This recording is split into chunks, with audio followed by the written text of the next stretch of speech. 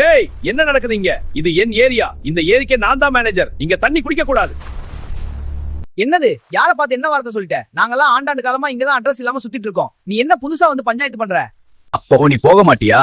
இந்த புடி நெருப்பு.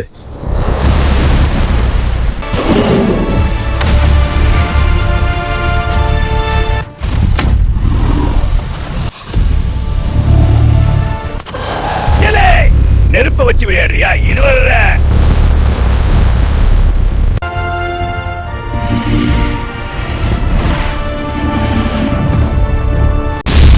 ஐயோ, இவன் அடி என்ன இப்படி இடி மாதிரி இருக்கு. உடம்புல இருக்கிற எலும்பெல்லாம் தனித்தனியா கண்டுட்டு போடு.